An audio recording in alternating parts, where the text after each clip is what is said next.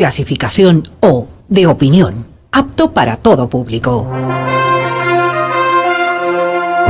Democracia M y Democracia TV presentan Diálogos con Francisco Rocha. Diálogos. Diálogos.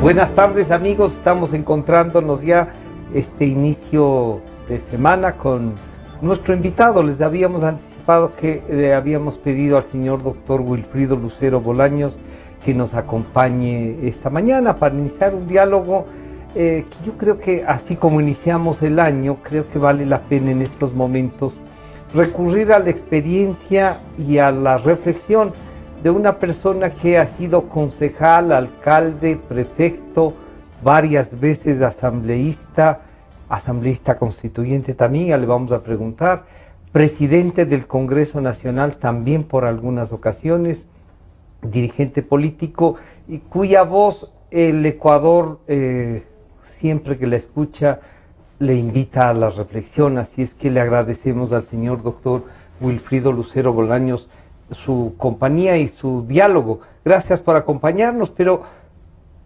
Carchense nacido un 28 de diciembre, ¿no? Sí, el Día de los Inocentes. El Día de los Inocentes. Gracias por la invitación. Sí, gracias por acompañarnos. Gracias por hacerme acuerdo del Día de los Inocentes, Ya. que para algo sirven.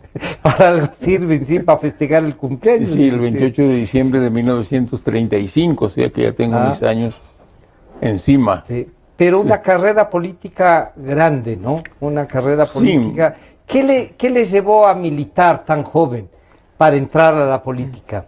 Bueno, yo era un estudiante de secundaria en la ciudad de Ibarra y luego vine al estudio superior en la Universidad Católica del Ecuador, cuando eran los inicios de la Universidad Católica y funcionaba en la Plaza de San Francisco. Ya. Y ahí también convivíamos en las tardes con el Colegio García Moreno. Claro, que era el nocturno del Colegio Gonzaga, lo que ahora sigue siendo Gonzaga una parte, pero es el San Gabriel, diríamos. Sí, entonces a mí y a mis padres, desde luego, me encantaba estudiar, digamos. Ya. Estaba consciente desde ese tiempo de que si no se estudia uno no está preparado después para servir a la sociedad. De tal manera que me dedicaba al estudio, pero a tiempo completo. Y en ese tiempo sabíamos decir a los que estudiaban mucho matones. Claro, usted era de los matones. De los entonces. matones, claro. Sí, ¿no? sí. Sí, El que no es lo mismo el matón de barrio que el matón de educación. No, el matón de barrio, ya nos podemos referir más luego a eso. Más luego vamos a ver. Pero su primera incursión en el Partido Conservador. Sí, así era. En ese tiempo... Pues, ¿Qué significaba ser conservador en esa época, doctor Lucero? No, en esa época, pues, la religión la religión católica, sobre todo, tenía una gran influencia en los partidos políticos, en todos. Unos para incluirlos y otros para excluirlos, o unos para que se incluyan, o otros para que se excluyan, como quiera verse la cosa, ¿no? La influencia religiosa venía desde hace muchísimo tiempo, y eso no solamente en nuestro país, sobre todo en Colombia, la vecindad con Colombia también tenía su influencia, en la frontera al menos, yo soy de la frontera, de Tulcán, y entonces allí había pues el Partido Liberal, el Partido Conservador, había unos pocos socialistas que ni ellos mismos sabían por qué lo son, ¿no? Porque eran socialistas. Sí, porque eran muy pocos, y pare de contar. Entonces, claro, como una especie de herencia religiosa y política nos íbamos transmitiendo estas convicciones. Pero ¿no? y la parte esta de la opción por los pobres, de la opción de la cristianidad, diríamos así. Sí, claro. Esa pesaba también para militar. Por supuesto, porque pues ahí había una especie de convivencia, pues, ¿no? Con los pobres, con los de abajo. Doctrina social de la iglesia. La social de la iglesia, claro, la solidaridad cristiana, todo eso, ¿no? Eso influía. Después ya fuimos poco a poco entendiendo que había que separar, ¿no? Así como se hizo la separación de la iglesia y del Estado. Entonces también los partidos políticos, porque no necesariamente tenía que ser el eje fundamental de la acción política, pues la convicción religiosa, no había que dejar ese espacio para que también puedan, pues allí estar en la religión que quieran, por los militantes asimismo de cualquier partido político, ¿no? Ahí le eligen concejal de Tulcán. Sí, porque en ese tiempo, pues, para terminar con el asunto, por favor. recuerdo Sí. que se iba, pongamos, a una ceremonia religiosa, llámese misa o lo que sea, a la iglesia o a la catedral, pues, y solamente entraban los llamados conservadores. Y los otros, pues, aunque creo que tenían muchas ganas de hacerlo, pero se quedaban afuera. Afuera ya. A ese estado de Hacían cosas bautizar llegaban, a ¿no? los hijos, pero ellos desde Sí, afuera. sí, ellos desde afuera, así era, ¿no? Ya. Pues era una cosa hasta ridícula, pues, ¿no? Claro, pero para el momento- a los muertos de esas familias, pues, los principales, los hijos, la esposa, si es que se trataba del marido, los acompañaban adentro en la iglesia. Pero los demás, los familiares, si eran liberales, pongamos, entonces ellos estaban afuera, ¿no? Y entonces, ya le digo, era una cosa hasta ridícula. Ya. Eso se fue, por fortuna, corrigiendo poco a poco, y el sectarismo Han ido también ya fue avanzando, disminuyendo, sí. ¿no? Poco a poco en ese sentido. Después, cuando estuve ya en el 5º año de universidad, pues entonces las gentes me conocían más bien por los estudios, porque me pedían a veces que les dé unas charlas como estudiante, yo pues, Claro. ¿no? Y me averiguaban un mundo de cosas, porque la sociedad tenía, notaba yo, pues desde ese tiempo, ansias de conocer cosas, de superarse de alguna manera, ¿no? Y claro, y si había alguien de la ciudad que ya estaba en la capital estudiando Derecho y en 5º Claro, año, sí. no era muy fácil, ¿no? Claro. Llegar a la universidad no era fácil. No era fácil, claro, Claro. no, había otra cultura en ese tiempo, pues no, a las mujeres, por ejemplo, no les daban mucho chance de acceder a los estudios superiores, Claro. porque decían, ¿para qué estar gastando en la mujer si ya se ha de casar? ¿no? Ya. Entonces, cuando fui prefecto, yo combatí muchísimo eso, porque todavía existía quedaban rezagos de esos ese rezagos, pensamiento. claro, eran relegados. El machismo se ha expresado en diferentes formas, en cambio no tenían la misma concepción, la misma actitud cuando se trataba de la educación de un varón, Claro. ¿no? Entonces eso ya es estando en 5º año, en Sí, estas en- charlas, le invitaron claro, a ser candidato. Entonces allí me invitaban a dar algunas charlas sobre asuntos que yo conocía, por supuesto, y debo haberles convencido, debo haberles llevado el mensaje de que estaba capacitado ya para poder servir a la sociedad. Entonces me propusieron que sea candidato a concejal y mis padres aceptaron porque como yo era estudiante todavía, claro, había que buscar la aceptación. había que buscar la aceptación también de ellos. Y entonces fui elegido y fui al Consejo Municipal de Tulcán. Y ese era un servicio, realmente servicio patriótico, porque No había en ese sueldo, tiempo los no había concejales no nos daban un centavo ni por ningún concepto. Y las carreteras por las que había que viajar eran Claro. carreteras de Eran Ordice, distintas, de aquí. Ahora de ya Quito a tenemos Tulcán. carreteras, dice. No, pero de eso No, teníamos pero- desde hace tiempo, desde no va a allá. ser que ahora por Ya. por este gobierno, ¿no? Entonces en ese tiempo pues no había las carreteras con la facilidad que hay ahora. Y entonces tocaba hacer un buen viaje de, si quieres, de 8 o 9 horas de aquí. Por Para malas las carreteras. parroquias rurales del propia capital provincial del Carchi. Claro, entonces yo iba los días lunes a las sesiones y no me gustaba perder las clases, ni a mis padres tampoco. Y enseguida yo regresaba en la madrugada misma para las madrugada. clases del martes, ¿no? Porque las sesiones eran en las noches. Ya. En la fría Claro. ciudad de Tulcán, encima de eso, pues las sesiones eran en las noches. Un trabajo cívico y patriótico gratuito, absolutamente gratuito. Se ha perdido eso que usted nos recuerda ahora de que el concejal, que era la representación de lo más cercano a la vivencia de la ciudad, ahora pasa a tener en algunas ciudades al menos chofer, un equipo de gentes, y claro, es el 25% del salario del alcalde, con lo cual no les importa si se sube el salario del alcalde. Claro. No, no había absolutamente Nada. nada, no.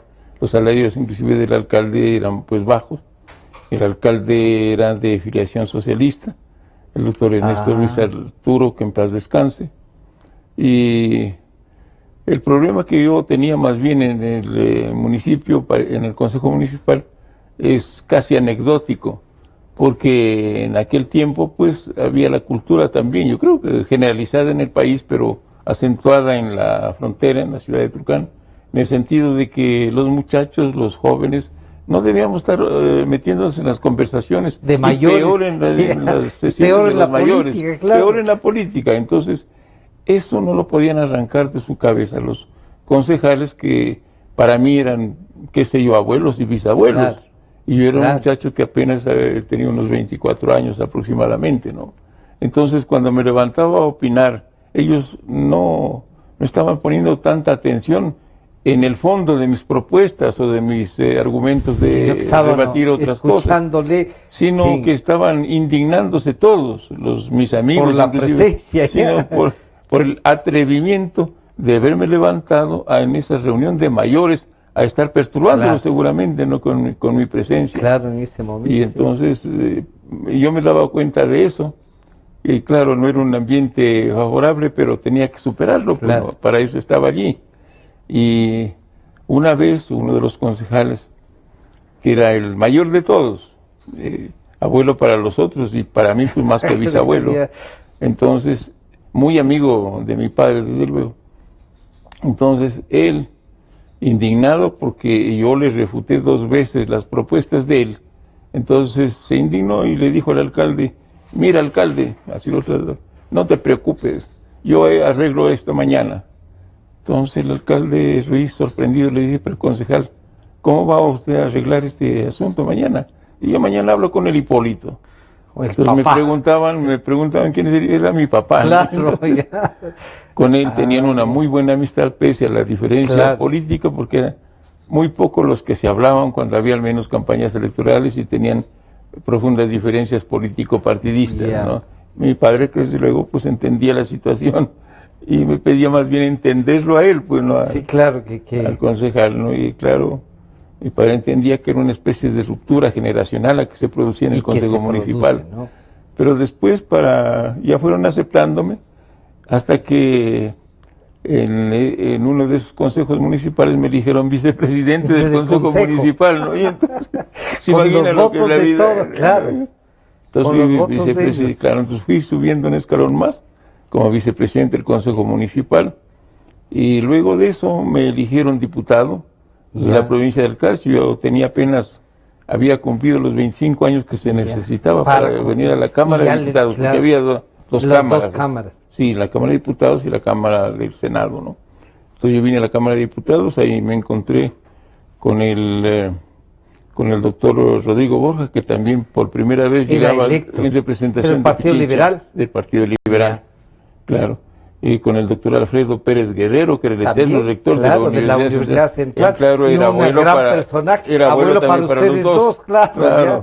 Y con el doctor... Pero debe haber sido una... Pese a las discrepancias, respeto mutuo. Sí. Ya la ciudad se va madurando, pues, ¿no? Con el doctor Gonzalo Lea Zambrano, que es diputado y secretario general del socialismo ecuatoriano, Claro.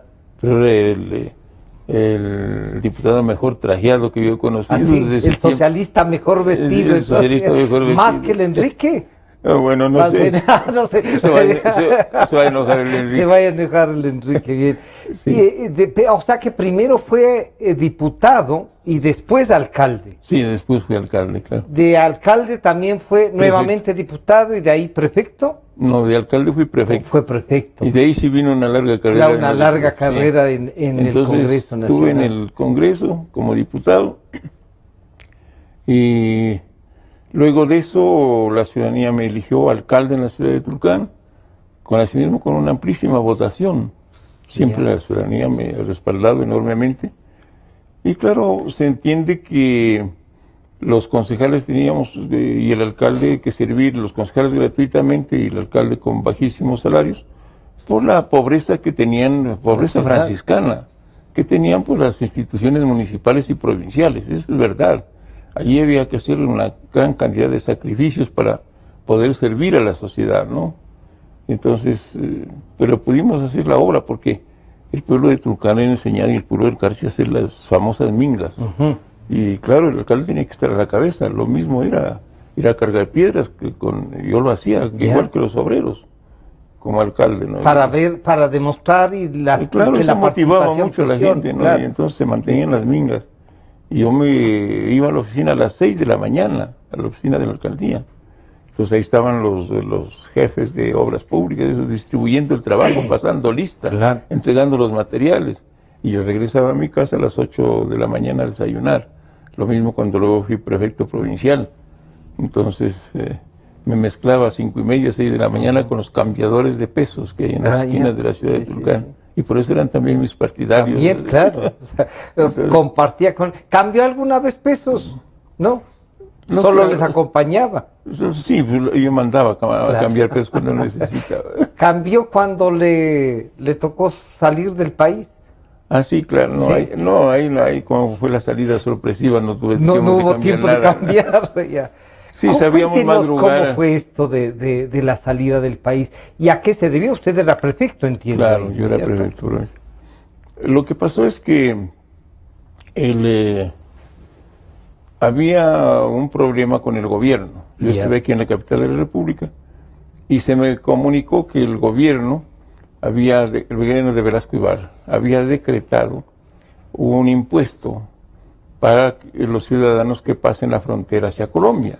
A mí me pareció, casi que no creo, me pareció algo, pero salí sacado de los cabellos, porque estábamos en pleno inicio del programa de integración fronteriza y empezamos justamente Poniendo por la trabas. gratuidad del paso pues hasta Pasto, recuerdo, y hasta Quito, de personas y de vehículos. Y como cuando estamos ya implementando eso, nos viene el presidente Velasco Ibarra con un decreto, pues poniendo un impuesto a la salida de las personas hacia Colombia. Entonces, ¿Sale la alrededor diferencia de- cambiaria? de- ¿Estaría las cosas más baratas en Colombia? No, simplemente creo que- uno... Simplemente era la necesidad, según supe, de recaudar fondos para, para que funcione los departamentos de turismo, algo de esto Ya. que tenía el Ecuador en ese tiempo, ¿no? La Dirección General de Turismo, etcétera, sea para el presupuesto de esas instituciones. Entonces la medida era totalmente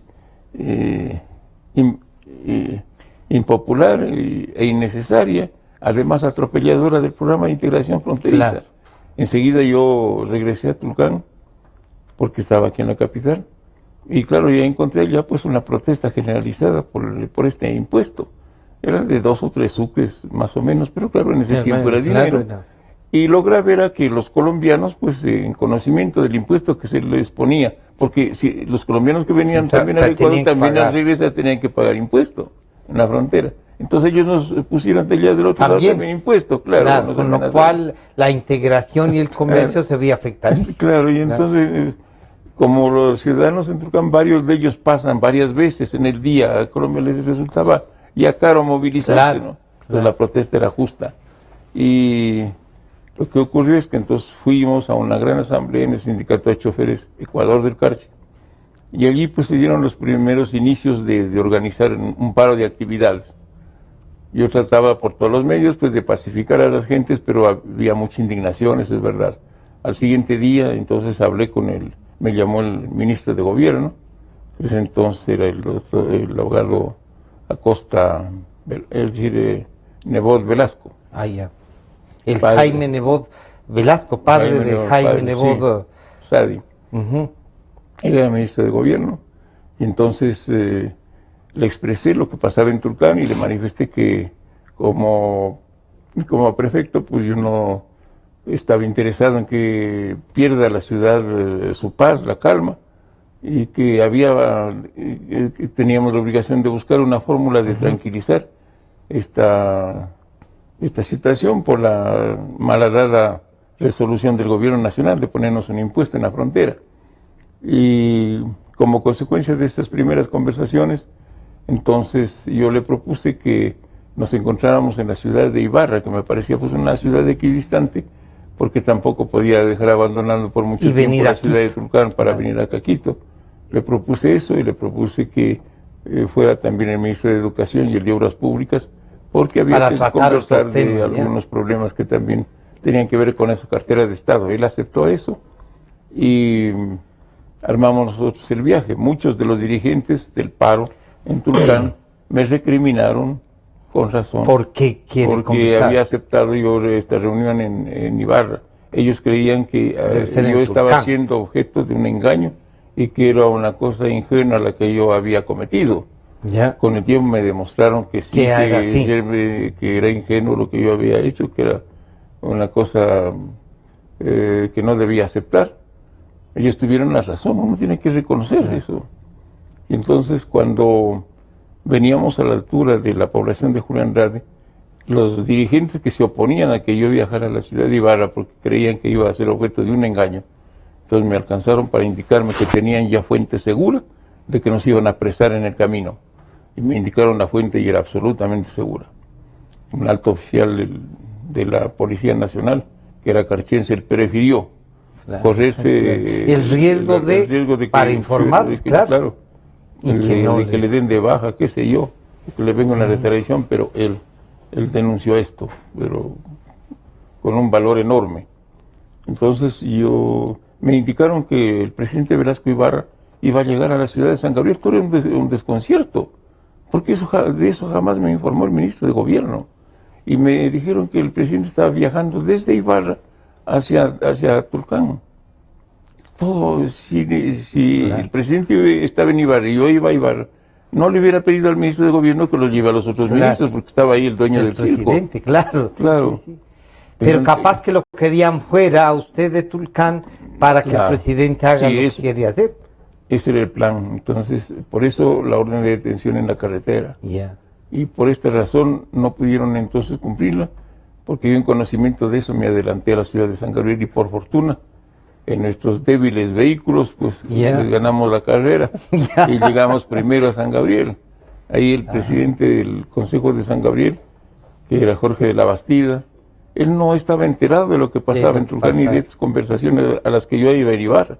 Le preguntó si era verdad que estaban esperando la llegada del presidente Velasco Ibarra y me dijo que sí. Y en realidad la gente estaba en expectativa. Así es que después de un cuarto de hora, ni tanto, 10 minutos, llegaba el presidente Velasco Ibarra con el ministro de Gobierno y otros ministros a la ciudad de San Gabriel. Todo era desconcertante. Entonces cuando yo entré al municipio de San Gabriel, los policías pues me chequearon. Cosa inusual, pues, ¿no? Me chequearon de arriba abajo a ver si tenía arma.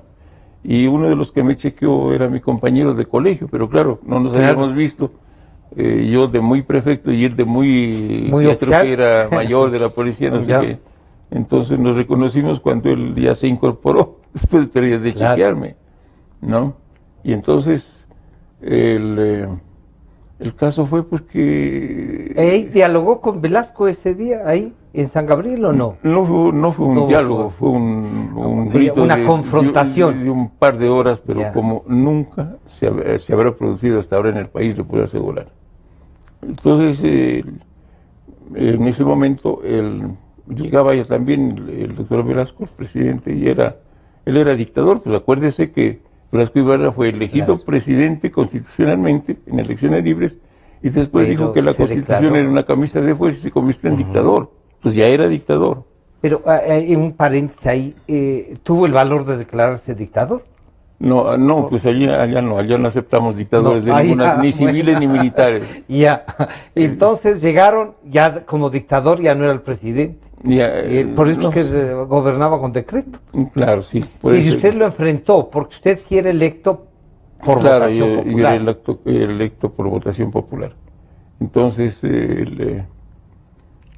el presidente entró al mismo salón y yo había llegado minutos antes y coincidió que cuando llegaba el presidente, pues lo recibió el presidente del Consejo Cantonal y lo invitaba a la mesa directiva, desde luego.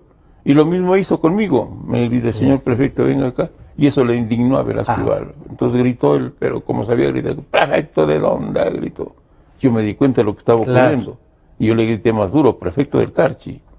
Entonces dijo, aquí no hay prefectos, aquí hay presidente de la República, ministro de Gobierno, ministro de no sé qué, y nada, no hay más autoridades, no sé qué. Para impedirme que yo vaya donde me estaba invitando, pues a la mesa directiva, el presidente del Consejo Cantonal.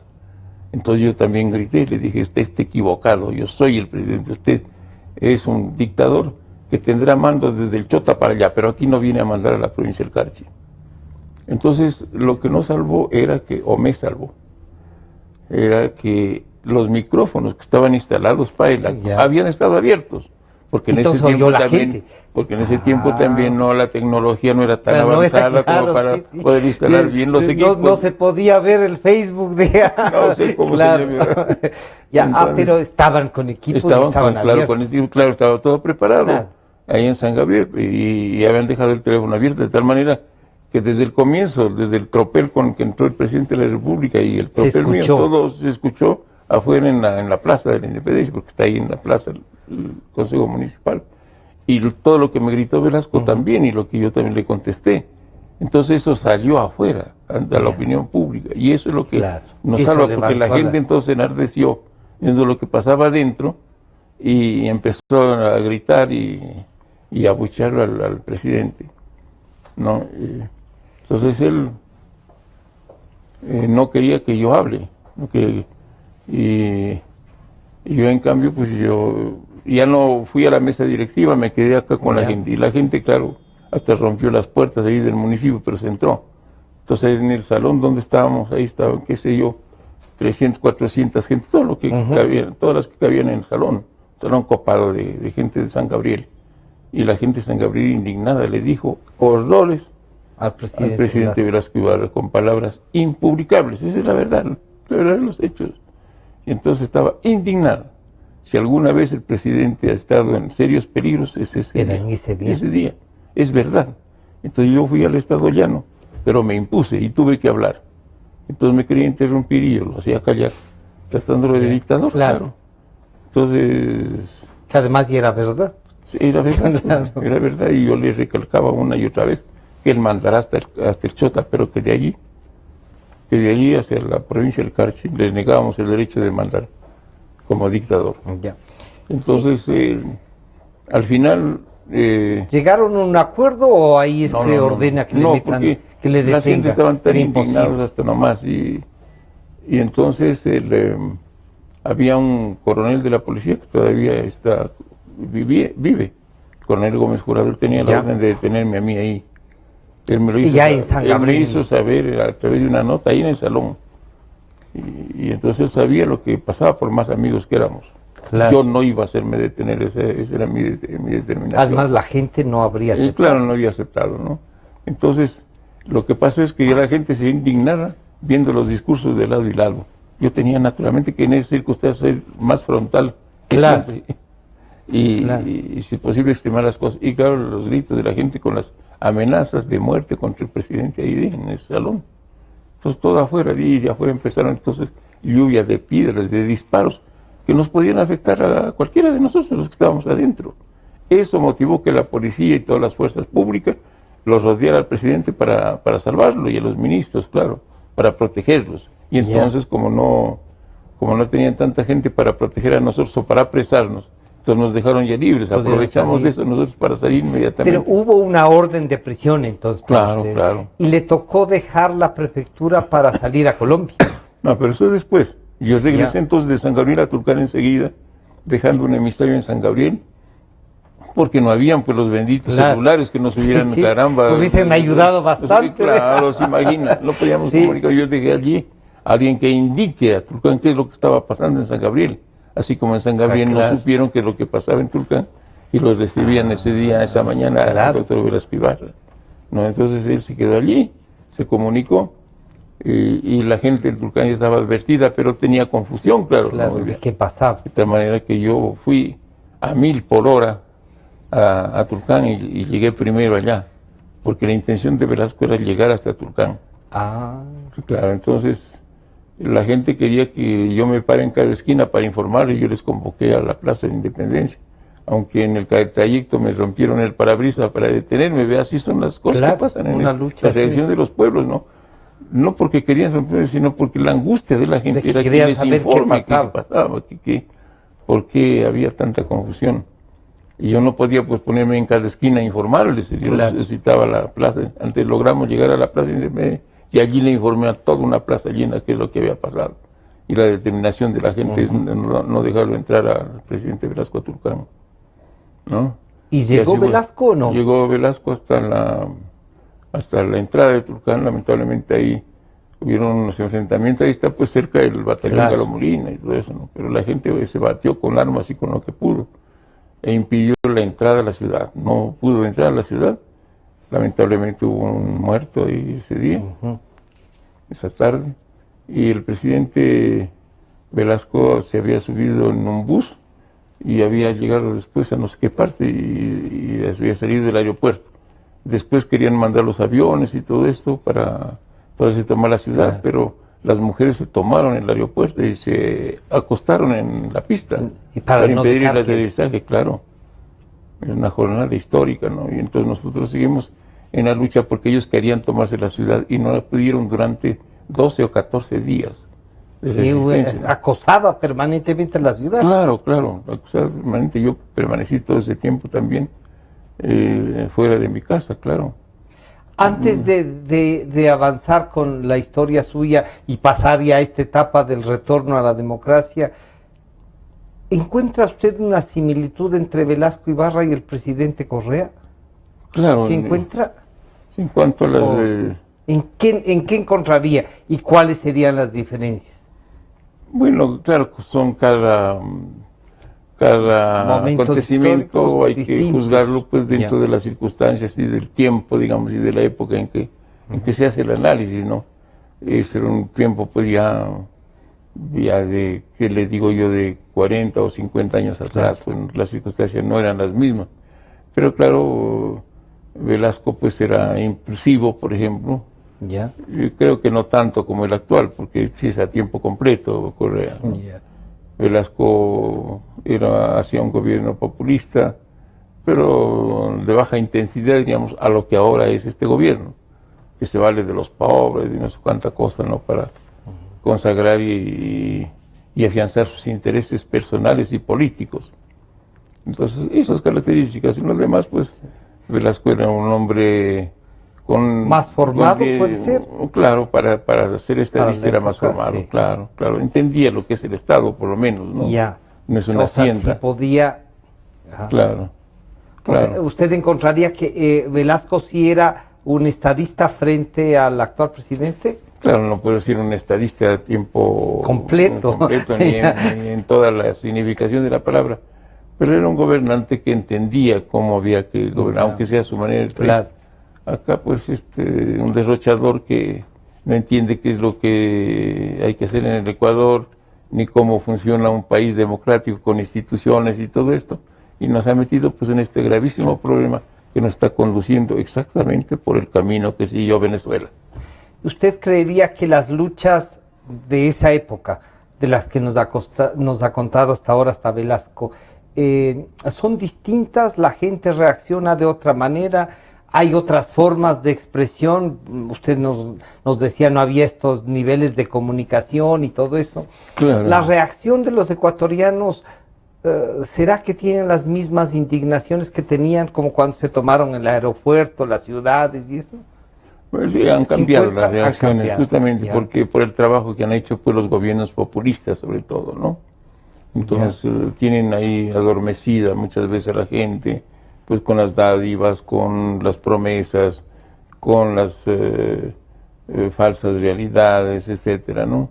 Entonces, claro, eso influye en el ánimo de la gente que no la tiene suficientemente informada, ¿no? Y a esa gente pues no le interesa qué es lo que pasa en el resto, pues si lo apresan al vecino no le importa, si lo matan no le importa, con tal que a él no lo toquen, o sea, se ha acentuado el individualismo, pero además la falta de compromiso con el país. Falta de compromiso, la falta de información, el individualismo, ¿no?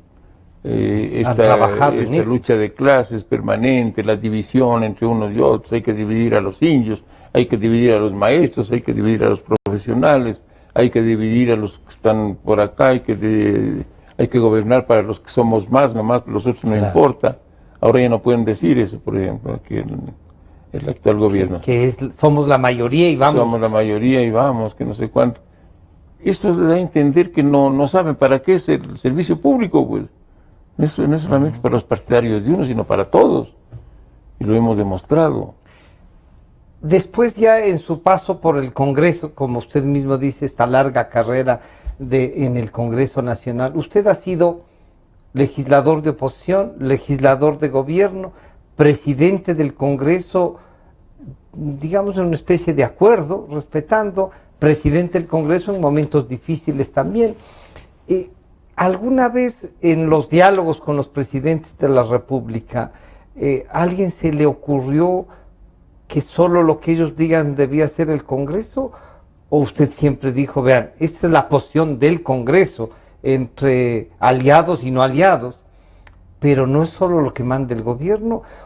¿Cómo entendemos esta dinámica entre los congresos y el gobierno nacional y lo que nos pasa ahora entre Asamblea y el presidente Correa? Mire, cuando estaba en el Congreso Nacional, jamás, ni como presidente del Congreso, he aceptado ninguna imposición de ninguno de los presidentes que han estado ejerciendo la presidencia de la República, de ninguno. Y cuando he sido legislador, tampoco.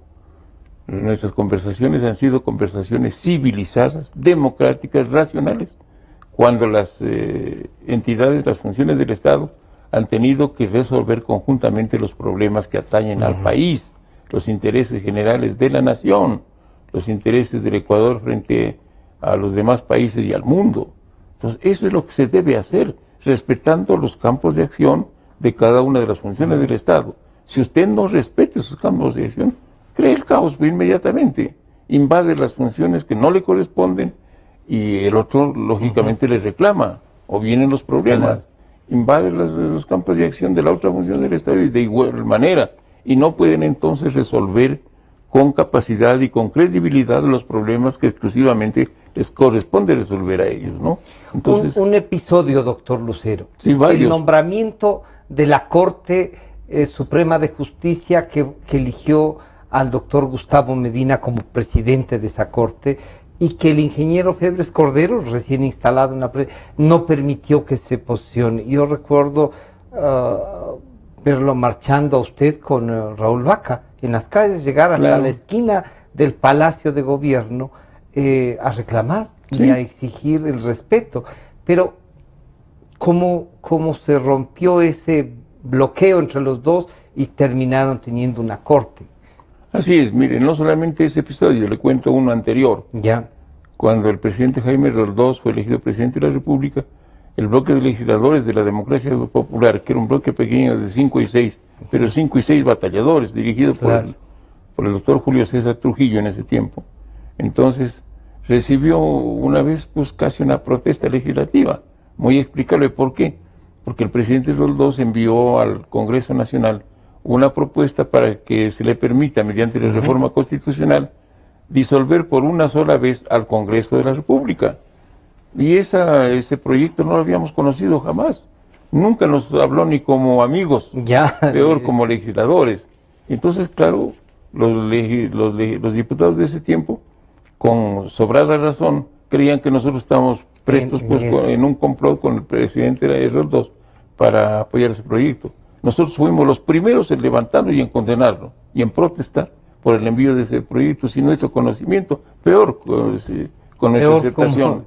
No, claro, y más bien salimos aplaudidos por todo el Congreso Nacional por nuestra limpieza de procedimientos, y más bien salimos de ahí para tener una reunión con Jaime Roldós y para advertirle que eso no nos puede hacer a nosotros, que nosotros no somos empleados del gobierno, sino legisladores, que le estamos apoyando a él y le seguiremos apoyando, pero sin esa clase de actitudes. Que era una especie de amenaza, ¿no? La posibilidad de mandarlos a la casa. Claro, pero se imagina un proyecto de reforma constitucional, que es un proyecto en cualquier circunstancia de enorme importancia, y sobre todo con este tema, que nosotros no lo habíamos siquiera conocido, ni nunca había discutido. Ni consultado. El caso que usted menciona, de igual manera, el presidente del Congreso era Raúl Vaca, y fuimos nosotros entonces a protestar, pero con todas las fuerzas que pudimos. Y luego recuerde usted que formamos el bloque legislativo progresista. Claro, estaban todos los sectores. Unimos todos los sectores, moros, cristianos, MPD, Izquierda Democrática, Democracia Popular, todo lo que había, ¿no? Y nos turnábamos en la dirigencia de esos sin buscar ningún protagonismo. Y cuando tuvimos que ir a las calles y luchar, hasta nos daban de bala y todo eso, nosotros teníamos que responder casi en la misma forma, pues, ¿no? Pero defendíamos nosotros la vigencia institucional y de las instituciones y las atribuciones que tenía el Parlamento ecuatoriano, ¿no? De tal manera que no es que estamos ahora declamando, y haciéndonos los que caramba aconsejamos. No se trata de eso. Si uno nos da testimonio en la vida, no puede después tener la fuerza moral para recriminar a los demás, a los que hacen al revés las cosas. Aquello de que se pusieron de acuerdo para el Frente Progresista y luego las confrontaciones y todo eso siempre han habido y van a haber. La diferencia con lo actual es que han logrado tener 10 años de una mayoría. Es verdad que no presentó al inicio candidatos al Congreso todavía de esa época y plantearon la Asamblea Constituyente. ¿Podemos decir que esto ha mejorado democráticamente o usted cree que más bien se han acentuado y esta Constitución del 2008 resulta que no era para 300 años, sino que... No, las cosas han empeorado indudablemente, ¿no? Recuerde usted que tenían un plan maquiavélico escondido debajo de la manga. Por eso nos nombraron legisladores. ¿Para qué? Para destituir a renglón seguido a 57 legisladores. Pero hay que acordarse de ese golpe legislativo que lo dio el gobierno en connivencia con el llamado Tribunal Supremo Electoral, ¿no? Sacaron 57 legisladores principales. ¿Cómo es posible que el Ecuador haya tolerado semejante abuso? Y los persiguieron, y creo que hasta ahora los siguen persiguiendo, ¿no? Y pusieron ahí a los diputados de los manteles, etcétera, en una confusión total, horrorosa, y los agredían a unos y a otros, sembrando la confusión. ¿Usted diría que entonces ahí se inició un proceso, después de destituir, un proceso que todavía ahora no lo podemos confrontar democráticamente? Claro, no, porque después abusivamente ya convocaron la Asamblea Constituyente, ¿no? Para eso no había ninguna norma, ninguna cosa, ¿no? La Constituyente, y luego con un estatuto, recuerde usted. Pero el estatuto quedó corto y les dieron otras atribuciones muchísimo más amplias, ¿no? Claro, terminó siendo de a de veras una constituyente como que renacía el país. Con atribuciones totales, ilimitadas, claro, con atribuciones ilimitadas. Y les confiaron pues la elaboración de una nueva constitución para que les permita pues en la parte organizativa concentrar el poder en una sola mano. Yo condené esa constitución desde el primer momento, desde el primer minuto. Desde la convocatoria. Otros lo hicieron después, me alegro, ¿no? Pero se demoraron en condenar una constitución que era un verdadero mamotreto, pero decían que va a durar 300 años, que es la mejor constitución del mundo, porque con estas ilusiones nos han tenido entretenidos durante mucho tiempo, ¿no? Entonces, está demostrado que esta constitución no sirve para nada. Por otro lado, seamos francos, pues, ¿no? Hacer una constitución en esas circunstancias, de esa envergadura, no es una cosa de juego. Es un asunto que necesita experiencia, talento y mucha capacidad. Y pero no sé, pues, si los 130 o 140, no sé cuántos constituyentes que estaban en Montecristi tenían esa capacidad. Me han dicho a mí, y yo he revisado las nóminas y todo eso, que ciertamente no pasan más de una docena o cuando más unos 15 legisladores, que dentro de esos 130 o 140 sabían en qué consiste una constitución. Los demás pues estaban ahí porque... Fueron a ratificar lo que les habían presentado. Pero hasta no hace mucho tiempo, pues no. Les ordenan desde la presidencia de la República y ellos ¿qué tienen que hacer? Los pobres tienen que hacer la mano, pues no. Pero por eso. Ahí hay una discusión. Si es como ellos dicen, pero esto es un proyecto político. No pueden desde el legislativo poner trabas al proyecto político que le plantea el Ejecutivo. ¿Cómo se lleva esta relación? Y ahí le vuelvo a decir, usted, por ejemplo, con Rodrigo Borja hicieron un acuerdo entre el Congreso para tener una mayoría, pero no es que el doctor Borja decidía una cosa y ustedes le aplaudían o alzaban la mano. Borja, hay que reconocer, Borja es fue un presidente demócrata, pues, un presidente que respetaba a la sociedad, a las instituciones y a las demás funciones del Estado. Y al respecto le cuento un caso que parece también anecdótico. Se realizaba la primera interpelación a un ministro del gobierno de Borja, que era Diego Tamariz, un asunto ministro de las gasolinas, de energía, un asunto de la gasolina. Y un día me llamó Diego y me dijo que lo recibe en la presidencia del Congreso.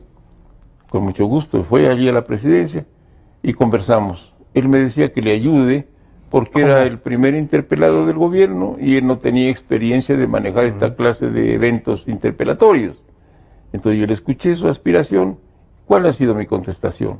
La que debía decirle: mira, yo no te puedo ayudar porque voy a ser tu juez, y con el agravante de que voy a ser el presidente de los jueces que te vamos a juzgar.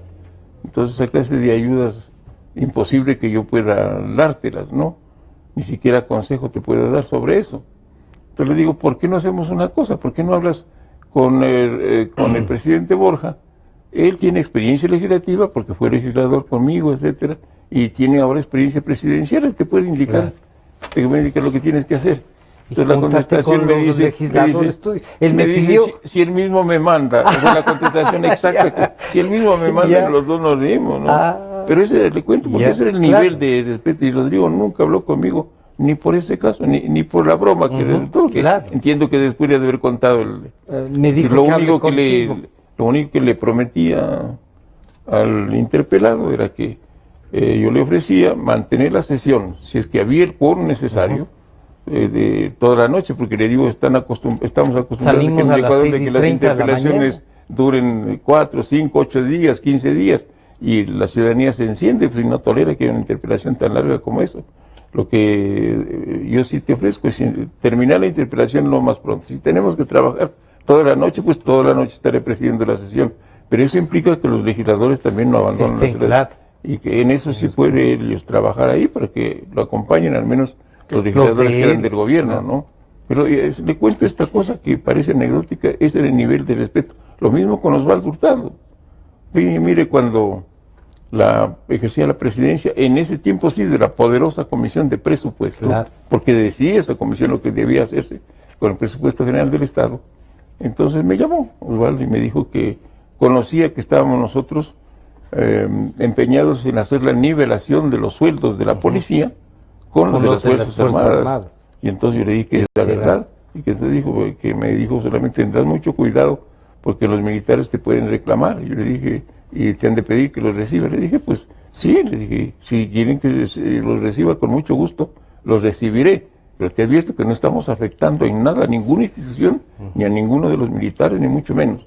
Estamos buscando los fondos, le dije, para poder financiar, porque no es justo que los policías ganen pues la mitad de los sueldos de lo que ganan los miembros de las Fuerzas Armadas, con todo el respeto para ellos.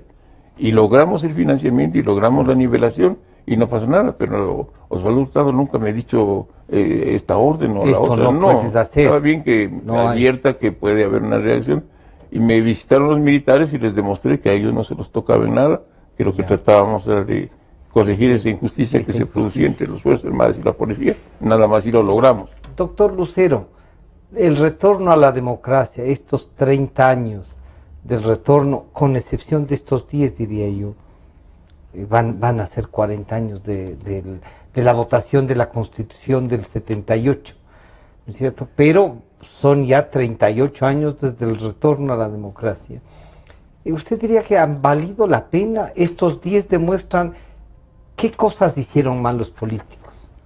Mire, lo que ocurrió fue que antes de que llegue el actual gobierno al poder, pues se produjeron casi enseguidilla las caídas de los presidentes, ¿no?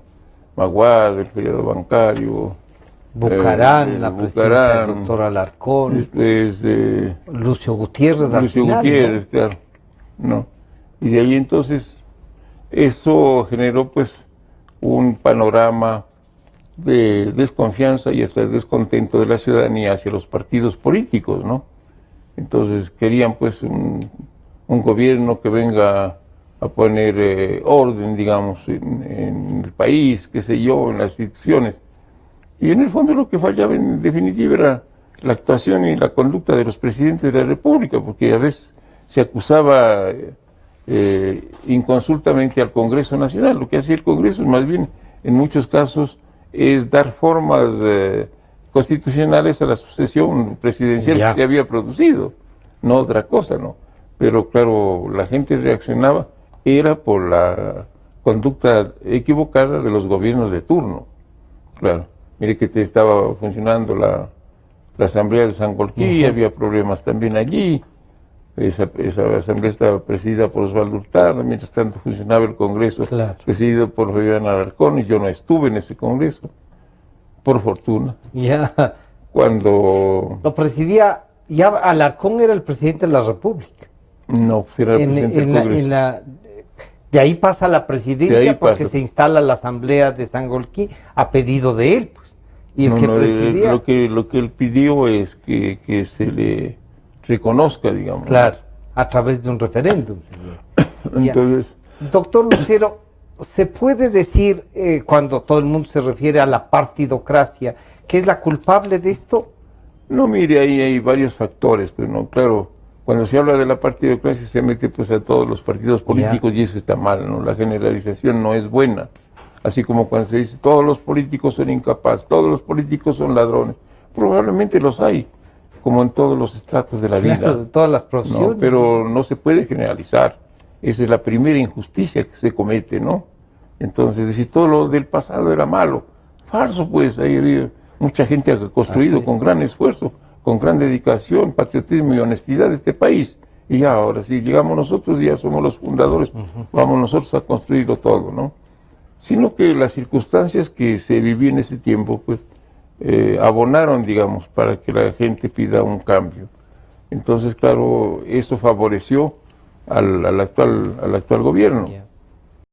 Y se instaló el gobierno y fue favorecido pues con una impensada pero altísima alza del precio del petróleo, pues no.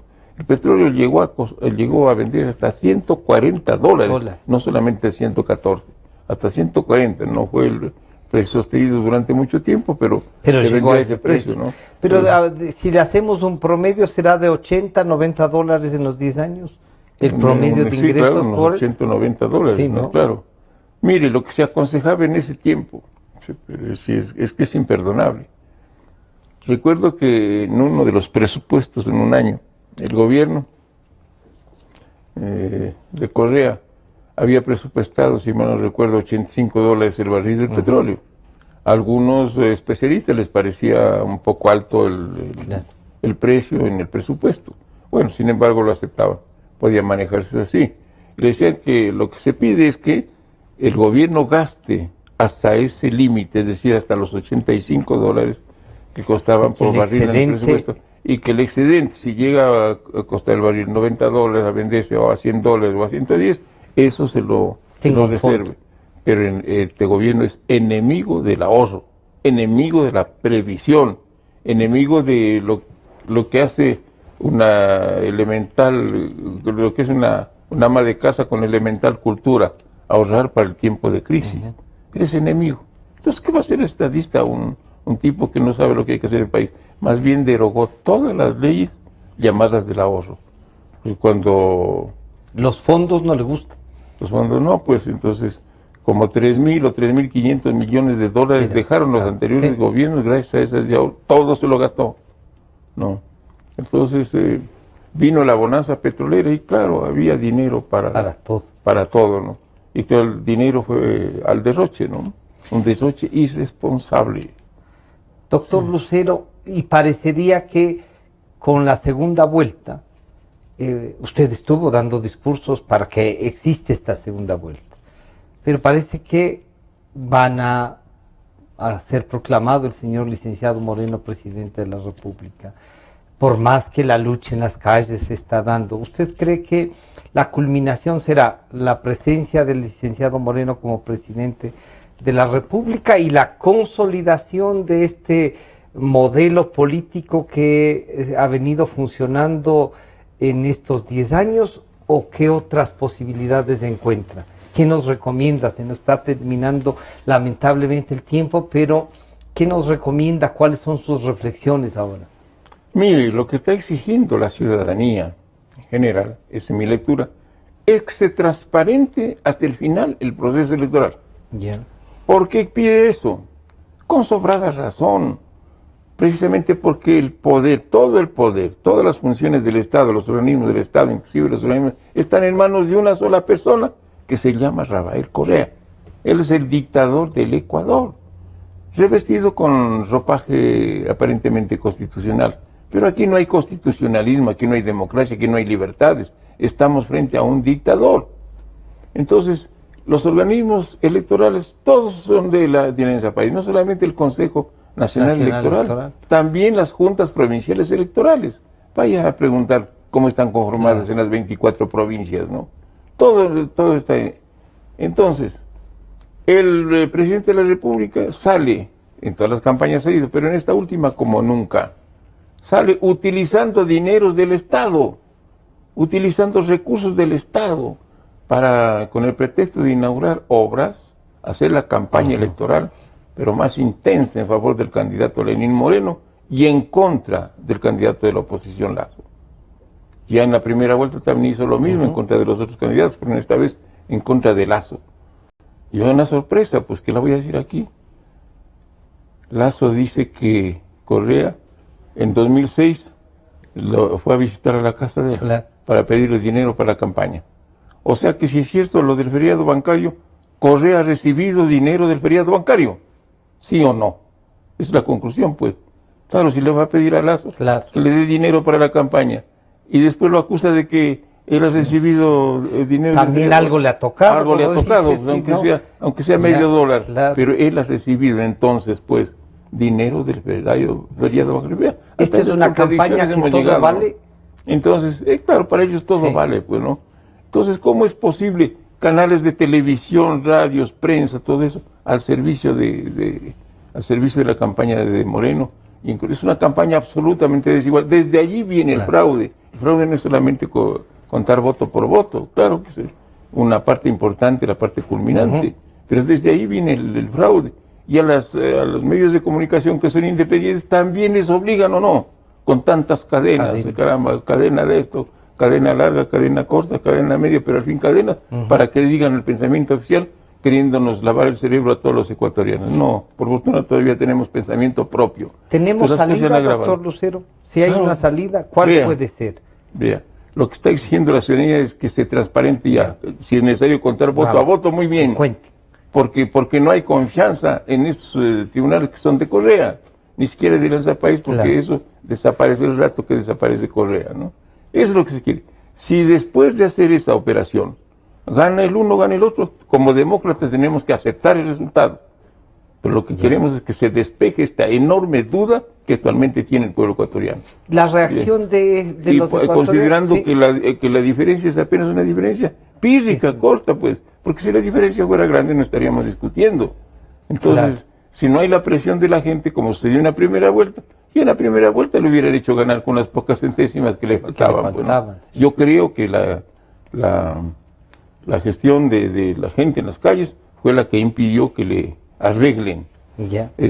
Que completen lo que faltaba. Y quiero aprovechar la oportunidad para dar mi solidaridad a Sedatos, a Participación Ciudadana, al Canal 8 de Televisión y a los otros canales que han sido amenazados por el jefe de la campaña de Lenín Moreno. Parece que ahora ni siquiera Juan Pablo Pozo es el presidente electoral alterno, sino subalterno, porque el presidente parece que es Rafael Correa. ¿Cómo es posible que toleremos eso? Y felicito más bien la actitud del pueblo de Quito, del pueblo de Guayaquil, del pueblo de Cuenca, de todas las provincias que se han levantado, porque estamos a tiempo de protestar por estas cosas para no llegar a lo que actualmente está viviendo y sufriendo Venezuela. Un último mensaje: que esperamos entonces? La lucha y la transparentación. Sí, diría, ¿con eso se calma el país? Y que esta lucha, claro, las cosas se han complicado, ¿no? Pero si hay transparentación, tal como se ha pedido, contando voto por voto, yo creo que nadie tendremos que reclamar. Como demócratas tenemos que aceptar los resultados, aunque no le favorezcan al candidato de la oposición. Y hago notar que esto le conviene al mismo candidato Moreno, pues. Que si lo proclaman, claro, va a entrar con legitimidad, lo proclaman ahora, como están por el camino de los hechos consumados, ¿no? Entonces sobre él va a estar una enorme sombra de duda, pues. Una enorme duda que no le va a permitir gobernar porque nadie lo va a respetar como presidente legítimamente designado por el pueblo ecuatoriano. Va a haber esa enorme sospecha. Y a eso tener que arreglar el mundo de problemas que como herencia le deja. No, francamente, parece que va a ser víctima también de la maldición gitana, pues, ¿no? Se nos acabó el tiempo. Muchas gracias por venir a compartir, por recordar La idea de este diálogo era un poco ver no solo su trayectoria, congratularnos con su amistad, pero además de, a través de su trayectoria, recordarle al país que no es solamente estos 10 años, ¿no? Que hay gente que ha luchado y que ha dado testimonio de que la democracia es viable en el país.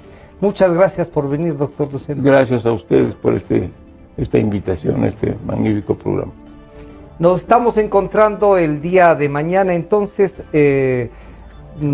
ya veremos cómo avanzan las cosas. Vamos a ver si podemos conseguir a alguien del Consejo Nacional Electoral, pero en todo caso estaremos haciendo el análisis político. Hasta mañana.